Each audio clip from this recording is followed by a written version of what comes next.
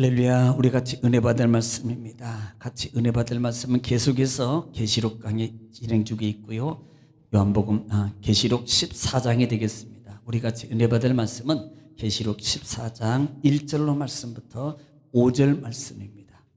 신약성경 411면 우리 같이 은혜 받을 말씀은 계시록 14장 1절로 말씀부터 5절 말씀이 되겠습니다. 다 같이 읽습니다. 시작. 또 내가 보니 보라 어린 양이 시온산에 섰고 그와 함께 14만 4천이 서 있는데 그들의 이마에는 어린 양의 이름과 그 아버지의 이름을 쓴 것이 있더라. 내가 하늘에서 나는 소리를 들으니 많은 물소리와도 같고 큰 우레소리와도 같은데 내가 들은 소리는 검은 고 타는 자들이 그 검은 고를 타는 것 같더라. 그들이 보좌 앞과 네 생물과 장로들 앞에서 새 노래를 부르니 땅에서 속량함을 받은 14만 4천 밖에는 능히 이 노래를 배울 자가 없더라. 이 사람들은 여자와 더불어 더럽히지 아니하고 순결한 자라.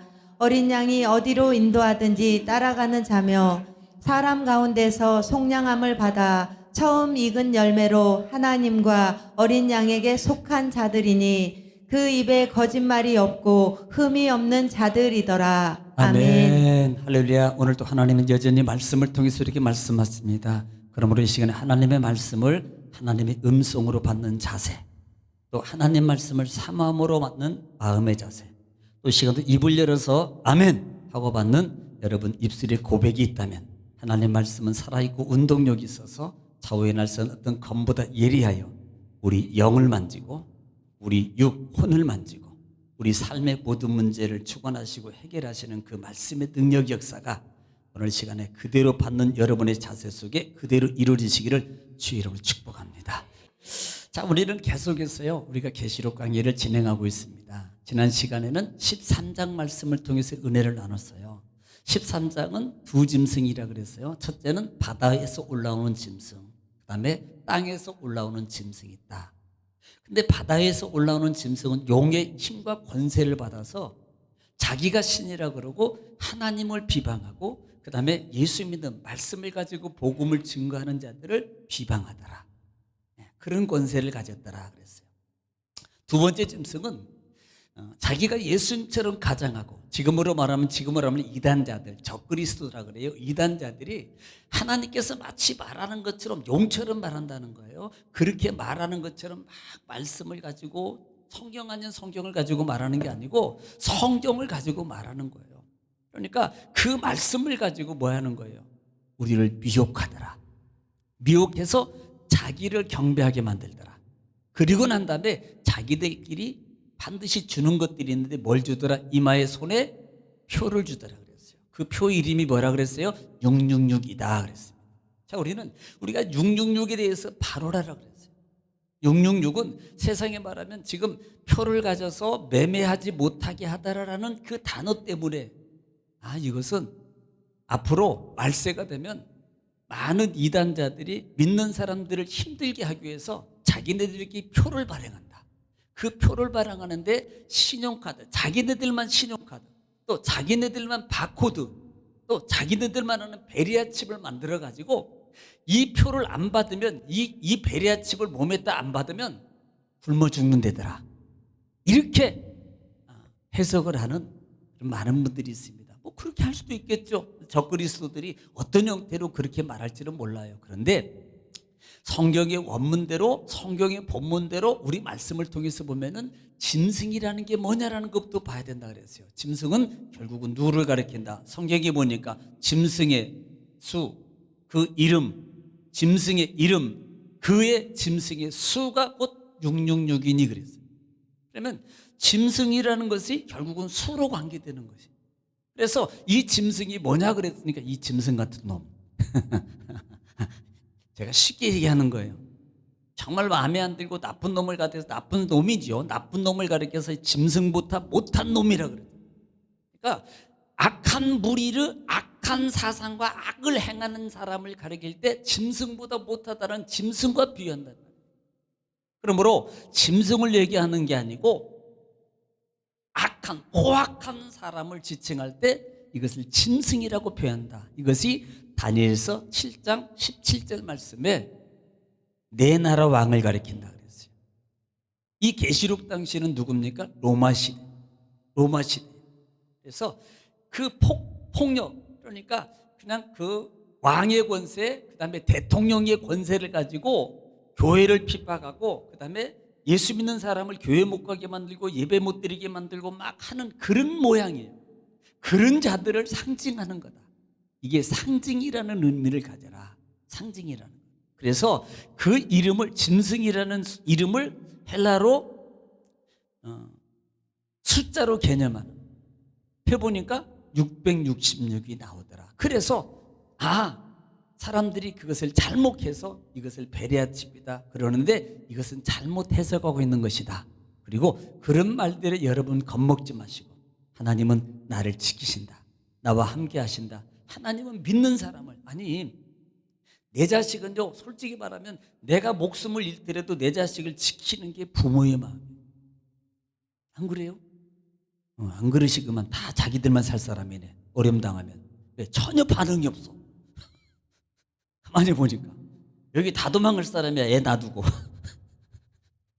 나는 그냥 바로 나올 줄 알았어요. 그러지요, 막 그럴 줄 알았는데 가만히 있어요. 목사님, 나부터 살아야 됩니다 요즘에는. 막 이러는 것 같아. 솔직히 진짜 부모라면요, 자기 자식 구하고 자기가 죽는 거예요.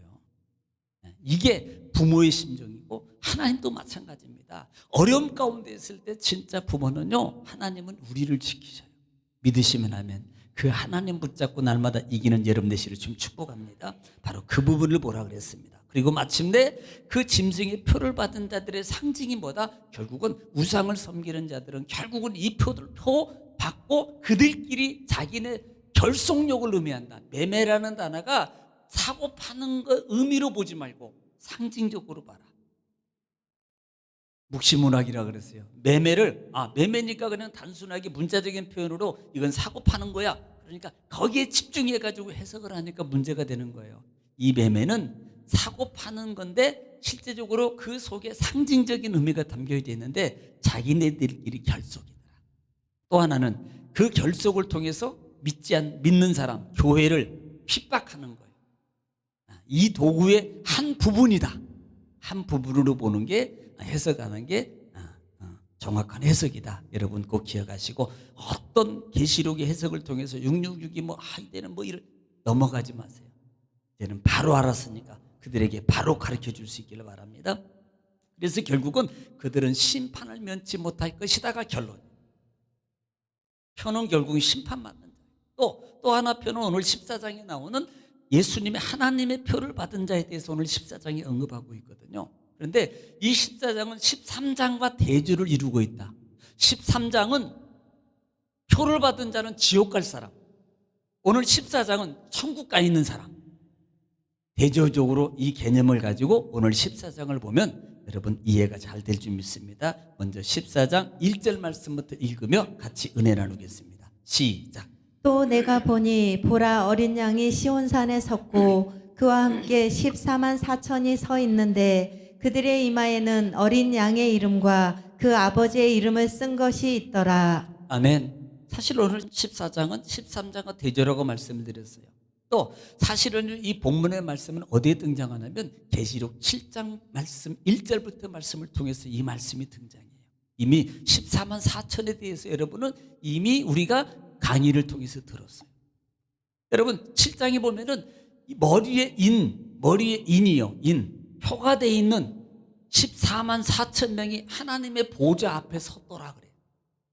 7장에 보면. 그러니까 이 인이라는 것과 표라는 개념을 잘 하라는 말입니다.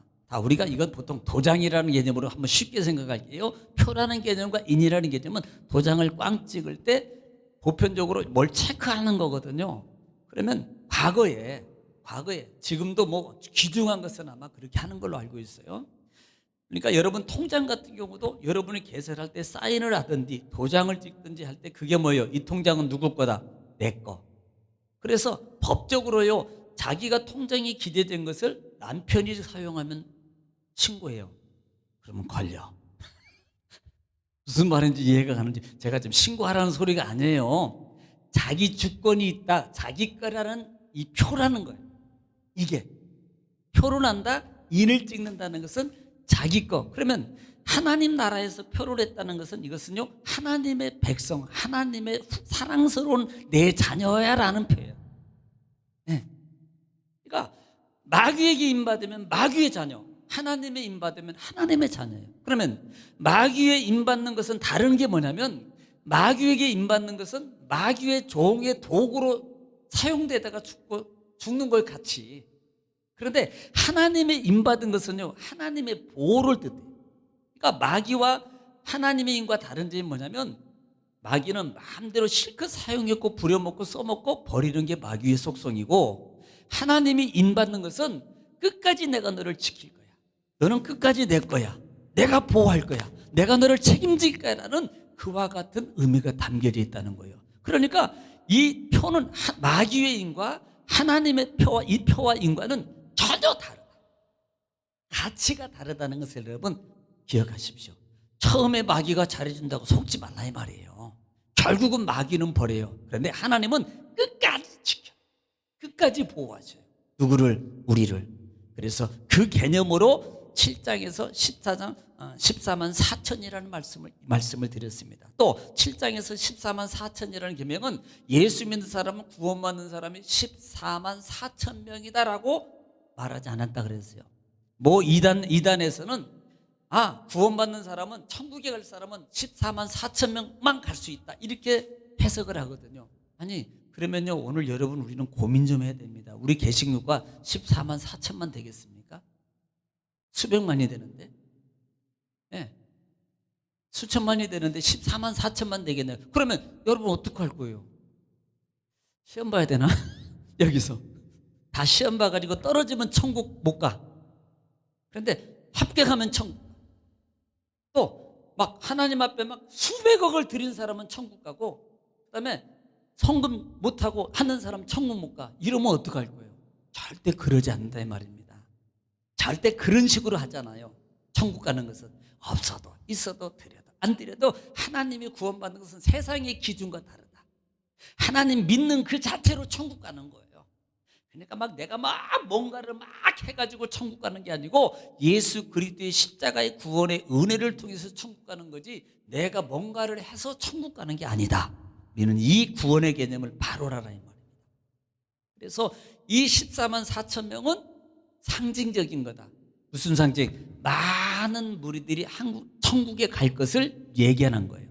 그러니까 많은 믿는 사람들이 천국에 갈 것을 이미 보여주고 있는 것이다 라는 말씀입니다. 그러므로 여러분도, 저나 여러분은 다 가는 거예요.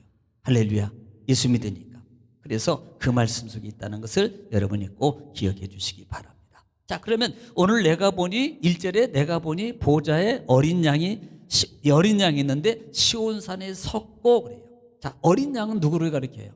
예수 그리스도입니다. 예수 그리스도. 그분이 어디에 서 있어요? 시온산에 서 있다고 말씀하는 거예요. 그러면 여러분, 시온산이라는 개념이 뭐냐 이 말입니다. 신구약을 통해서나 사실은 이 시온산은 예루살렘 남동쪽에 위치해 있습니다. 예루살렘의 남동쪽에, 없는 곳이 아니고 있는 거예요. 그 예루살렘 남동쪽에 있는 곳인데요, 실제적으로 이 시온산은 성경에서 보면은 여러 가지 상징적인 것을 표현하는데, 첫째로 볼 수 있는 것이 예루살렘 전체, 또 하나는 이스라엘 전체를 표할 때도 이 단어를 사용한다.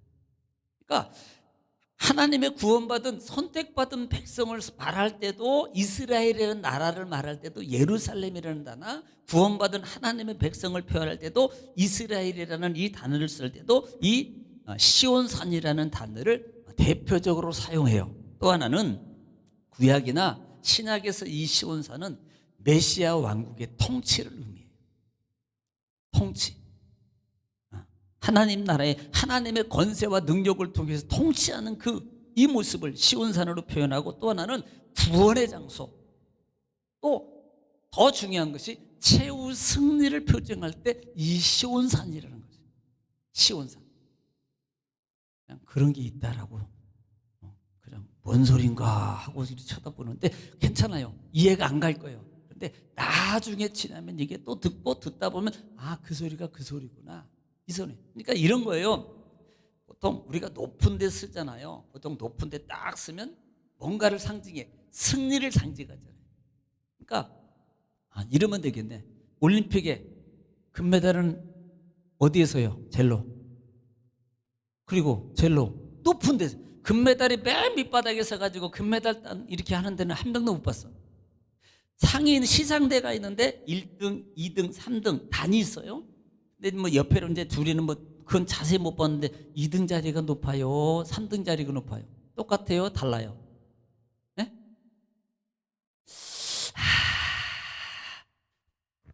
자세히 오늘 집에 가서 유튜브 채널에 그 금메달 따고 서 있는 그 상 자리를 보세요. 전혀 여러분은 관심 안 뒀죠. 금메달 땄나 안 땄나, 내가 안 땄으니까 상관없어.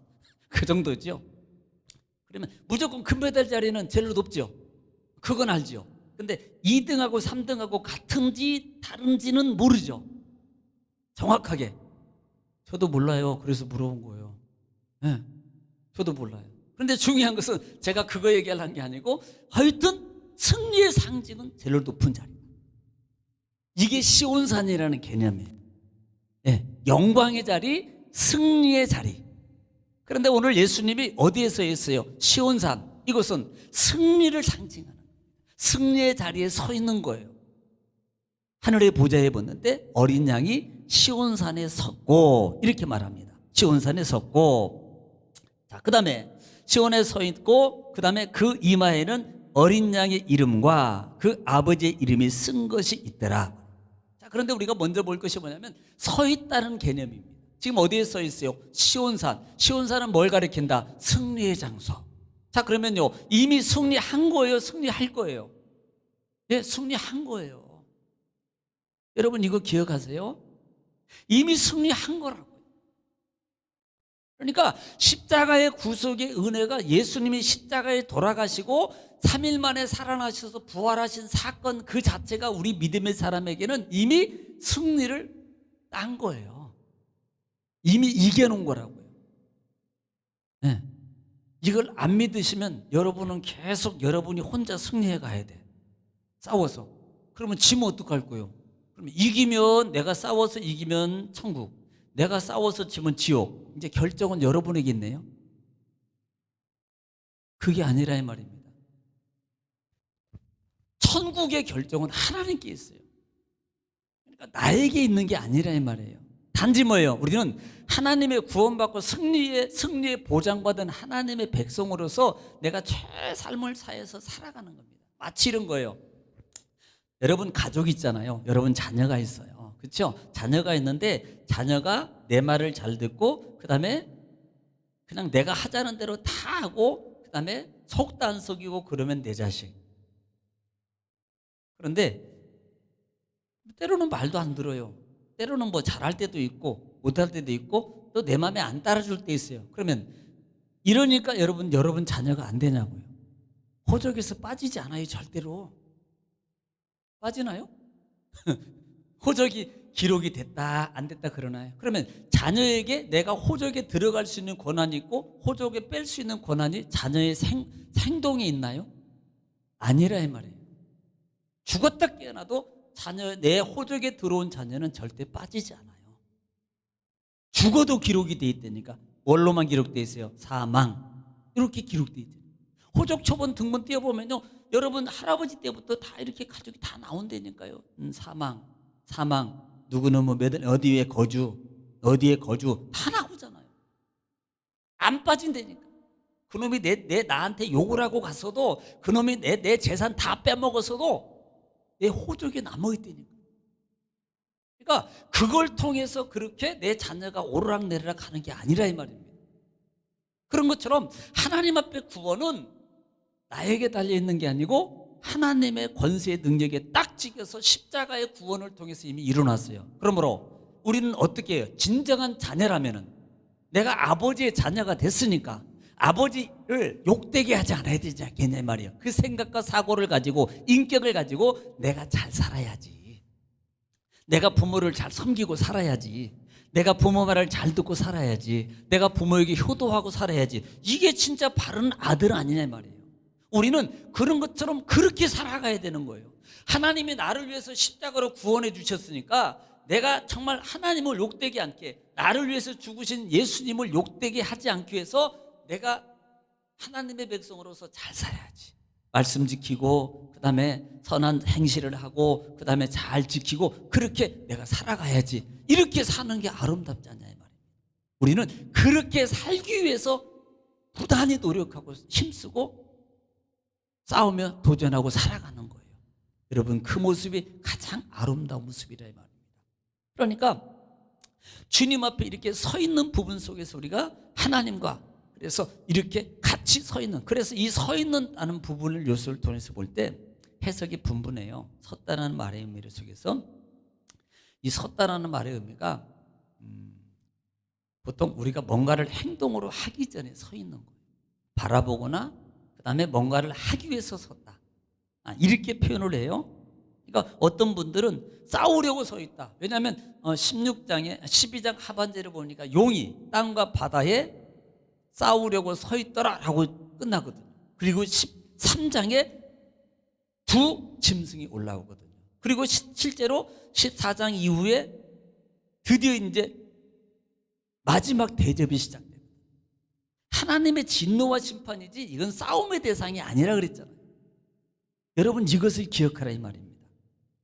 그래서 싸우려고 서 있더라라고 보더라 이 말입니다. 저는 그렇게 보지 않아요. 제 생각에는, 나름대로 제가 생각할 때는 마지막 재앙의 심판을 이루시기 위해서 섰다. 그들을 향해서 심판하기 위해서. 이제 마지막 대접을 통해서 이 사단물이, 마귀 사탄물이 예수 그리스도를 공격하고 하나님 믿는 사람을 어렵게 하고 힘들게 했던 그들을 하나님이, 예수님이 이제는 심판하시려고, 심판의 일을 하시려고 예수님이 서 계신다라는, 저는 그렇게 말씀을 보고, 또 하나는 우리가 이겨놨기 때문에 우리는 승리의 계가에 우리는 여기에 서 있어. 승리의 보증이라고 저는 그렇게 보고 싶다 이 말입니다. 네, 제가 보는 견지는 그래요.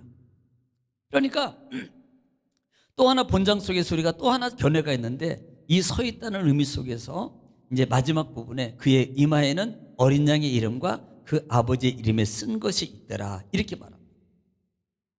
지금 7장에서 임받았다는 말을 하는데, 여기다가요 예수 믿고 구원받은 사람한테 이렇게 이마에다가 이렇게 인이 이렇게 표시가 돼 있어요.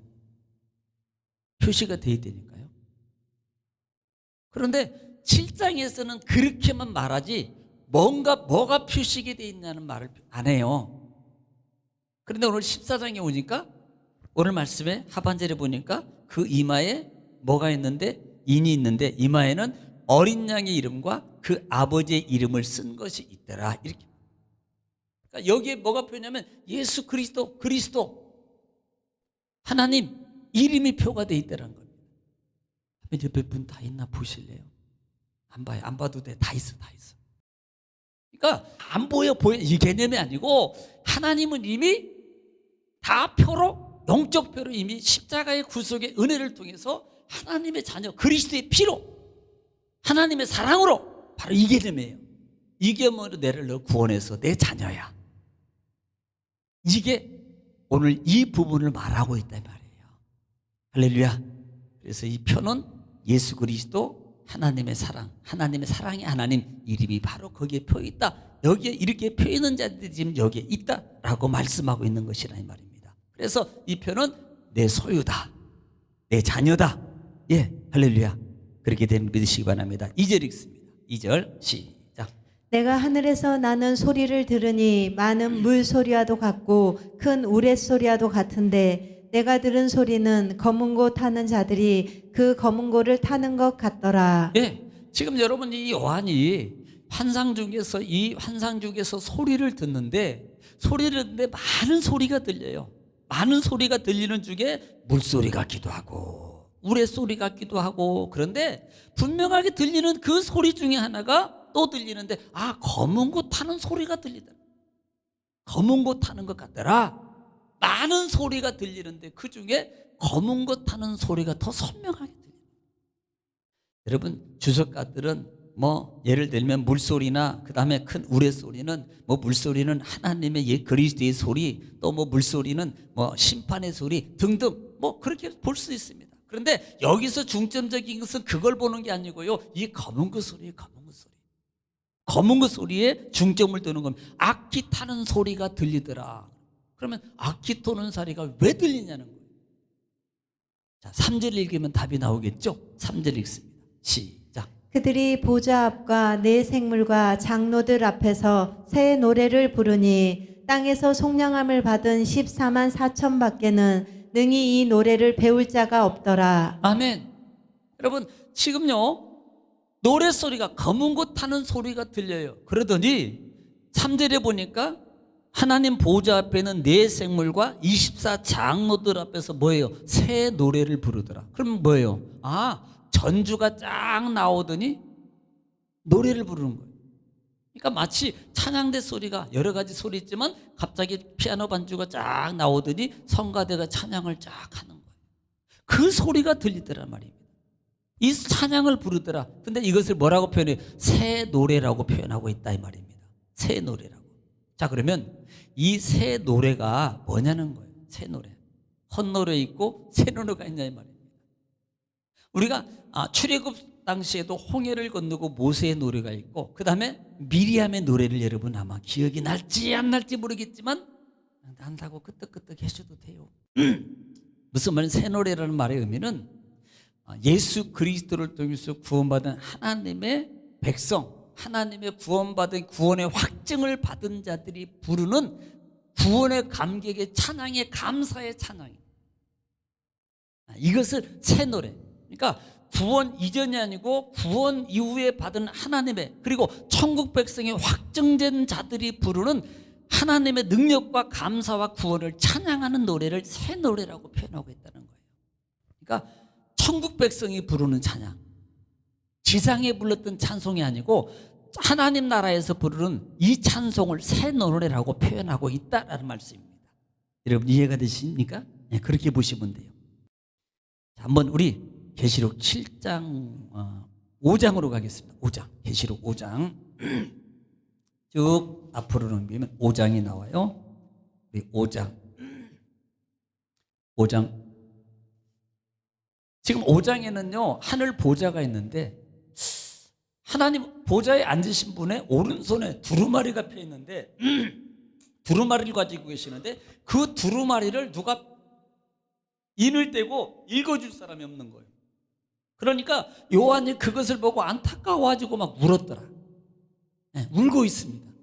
울고 있을 때 천사가 야 다윗의 자손 그 뿌리 속에서 한 사람이 일근을 뗄 거야. 그러더니 어린 양이 나와서 그 하나님 손에 가지고 있는 성경책이죠. 지금 말하면 그 책을 치유해서 읽으시더라 라는 부분을 말하면서 자 이제 9절 말씀 읽습니다. 9절 시작. 그들이 새 노래를 불러 이르되 두루마리를 가지시고 그 인봉을 떼기에 합당하시도다. 예, 새 노래로 불러 이르시다. 그 다음에 일찍이 죽임을 당하사 각 족속과 방언과 백성과 나라 가운데서 사람들을 피로 사서 하나님께 드리시고 예, 지금 두루마리를 가서 떼고 그 두루마리를 읽으시니까요. 그 읽으시는 그 인봉을 뗄 때 이것을 보고요. 거기에 있는 많은 무리들이 새 노래로 찬양하다라는 말입니다. 아, 이분이 하반절에 보면은 이분이 진짜 왕노릇하시로다 이렇게 말합니다. 누구를 찬양하는 거라 그랬어요? 어린 양, 왕노릇하실 예수 그리스도를 찬양하는 거라고 제가 이미 전에 말씀을 드렸습니다. 이걸 새 노래로 표현하고 있더라 이 말입니다. 자, 그러면 본장에 들어오면은 오늘 본장에 들어와서요. 지금 1절부터 쭉 말씀해 보면은 14만 4천에 대해서 쭉 얘기해요. 그리고 난 다음에 24 장로 앞에서 새 노래를 부르는데 이 새 노래를 부르면서 오직 이 노래를 부를 사람은 이 사람밖에 없다라고 표현하잖아요. 14만 4천 이 사람들밖에 이 노래를 배울 자들이 없다 그럽니다. 그러면 배울 자들이 없다는 말은 부를 자들이 없다는 말이고요. 배운다는 말의 의미는 뭐냐면 이렇게 경험한 자들이 부르는 거예요. 무슨 경험입니까? 예수 그리스도의 십자가 보혈을 통해서 구원의 경험을 한 자들. 이걸 배울 자라고 표현한 거예요. 이걸. 그러니까 우리가 하나님 은혜 가운데 십자가의 구속의 은혜를 체험한 자들이 솔직히 말하면 간증도 하고 찬송도 하고 강력하게 전할 수 있잖아요. 체험하지 못하면 남이 들은 소리를 말하는 거예요. 진짜 예를 들어서 맛집에 딱 갔다 오면요, 갔다 와서 딱 먹어본 사람은요, 야 진짜 그 집 맛집 내가 가보니까 야 정말 내가 거기 밥 먹으려고 세상에 1시간 반을 기다렸어. 그리고 거기가 진짜 들어가 먹으니 야 진짜 기다릴만 하더라고. 왜? 야 진짜 다 맛있어. 왜? 먹어봤으니까. 그런데 이걸 들은 사람은 똑같이 전하는데, 야 누가 했지, 친구가 거기 가서 1시간 반 일단 기다렸고 그 다음에 들어가서 먹어보니까 진짜 맛있다 그러더라, 우리 한번 거기 가보자, 이 정도잖아요. 근데 먹고 온 사람은 가봐, 진짜 맛있어. 다르다니, 확증이.